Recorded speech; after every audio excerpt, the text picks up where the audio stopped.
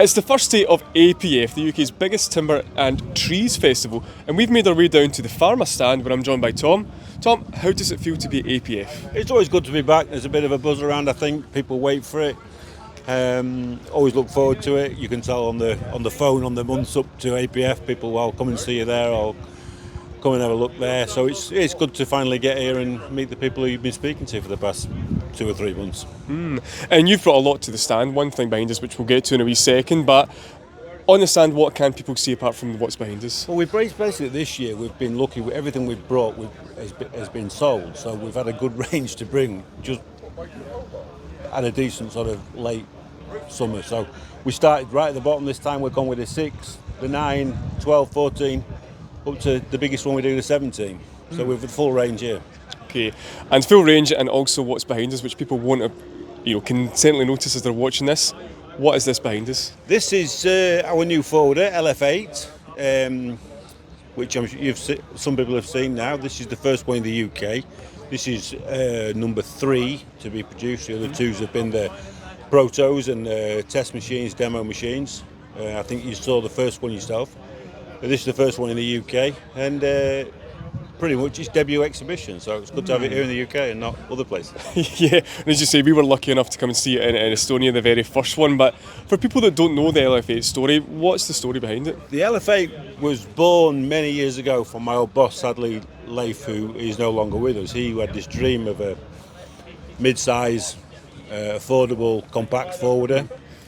Obviously, Leif became ill, didn't get finished. It kind of started and stopped, and then Fancy came back to Force and a few text messages, and here she is. That's basically where someone kept, let's do it, and we made the decision, and now it's here. So tell me a bit about it then. It's a mid-sized forwarder. What kind of specs does it have? It's a mid-sized forwarder with full 8-wheel drive, with 8-ton payload, full hydro drive, Parker hydraulics, all the fog, anti-fire things, various tyre options, using our own cranes. We're producing the cranes, obviously, which you saw in-house. We can start at a 6.7. The biggest crane we can put on reach-wise is 8.5 metres. The biggest crane we can put on capacity-wise is the 8-metre XL with a bit more lifting force. So it's a good range on there. Okay. And so then, when Force was designing the FA, what kind of markets, what kind of jobs do you envisage it doing? Well, we saw a gap in the market that we thought around this sort of tonnage. That was the key to it, to get it in that weight sector, 8 to 10 tonnes, depending on how you spec the machine. And we thought there was a guy there for the smaller forestry. Low impact was quite a buzz thing, low ground pressure. Wet winters, people were asking for a smaller, lighter, nimble machine, and also narrow but with good clearance. So we think we've nailed it. The market will tell us. Yeah, I suppose it will. And so you mentioned this, the third machine. There's been a few variants before this. Where have they generally been working? What kind of jobs have they been doing?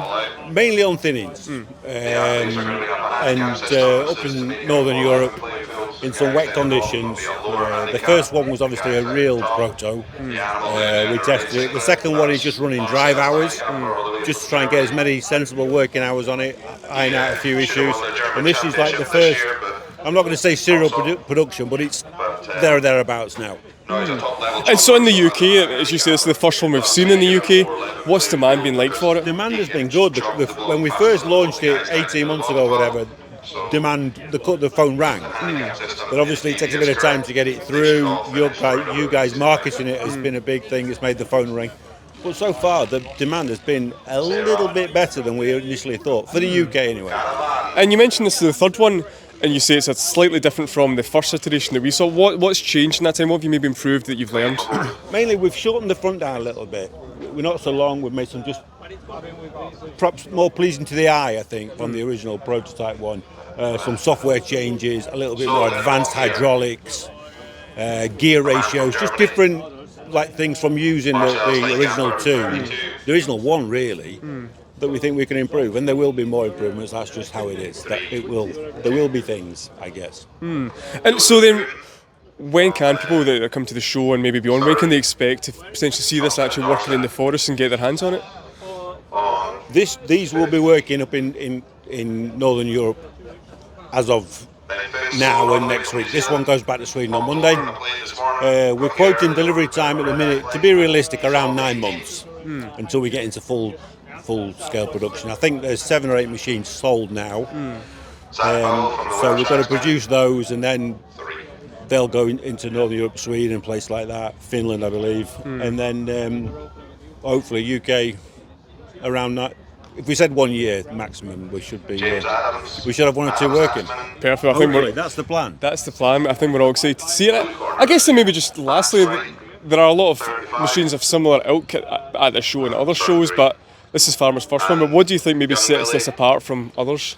I think we've got the size of it quite right. We're narrow, yet super low print, whacking a 710 tyre on there. A hell of a good ground clearance, which was one thing that the market asked us for when we sort of did a bit of research. We need clearance. We need clearance and a low thing, and also they've got to be able to see everything. Visibility was a big thing for us, so hence we built the cabin that way. So we think we've built it to we took a lot of market analysis from users and what people asked for, and came up with this plan. Well, listen, I think everyone's excited to see it, but I think that's the Lumberjack's going to start, so we'll probably end things there. Tom, thanks very much for the time. Much appreciate it.